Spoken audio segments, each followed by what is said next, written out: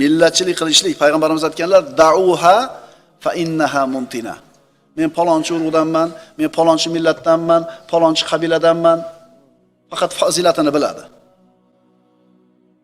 Muhojir va ansorlar o'rtasida mana Banu Mustalik g'azotdan qaytib kelayotganlarida Rasululloh sollallohu alayhi vasallamning sahobalari, muhojir va ansorlar bir-biriga qilich ko'tarib o'qtalib qolishdi. Ey muhojirlar, dedi muhojirlar yig'ilishdi. Ey ansorlar, dedi ansorlar yig'ilishdi. Rasululloh tirik bo'lib turib millatchilik ketdi. Makkalik, Madinalik bo'lib ketdi. Rasululloh aytdilar: "Avabida aval jahiliyati va ana bayna azhurikum." Hali men sizlarning ichingizda turib jahiliyat da'vosini qilyapsizlarmi?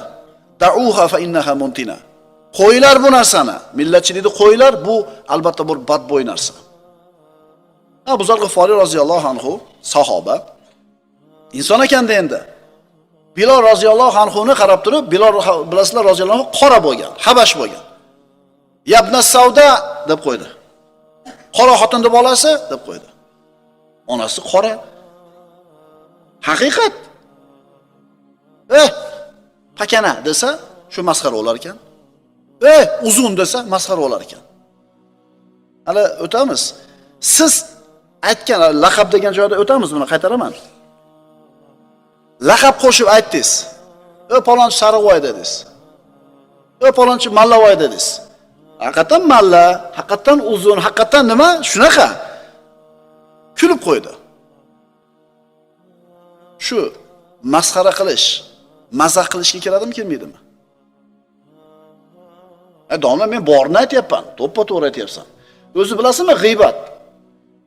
G'iybat bilan bo'xton nima edi? G'iybat bir sifatki, uni aytsangiz bir odam yo'qligida u haqida. Shuni esa xafa bo'ladi. Shu g'iybat bo'ladi. Agar yo'q narsani aytsangiz bo'xton bo'ladi. Endi boyaga odamga uzun dedingiz, pakana dedingiz, semiz dedingiz, oriq dedingiz, kulib qo'ydi. Shu masxaraga keladimi, kelmaydimi? Kulib qo'ydi, xafa bo'lmadi. O'sha kulib qo'ygani odobi uni. Indamay qo'ydimi? Odob yuzasidan indamay qo'ydi, lekin qalbi ozor chekdi. Payg'ambarimiz sollallohu alayhi vasallam Abu Zar G'iforiga innaka mri'un fika jahiliya. Ey Abu Zar, siz hali johiliyati bor odam ekansiz dedilar.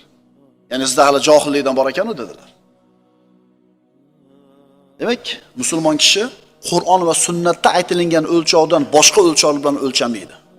Kim shunday qilsa, bu johiliyat o'lchovi bilan o'lchayotgan bo'ladi.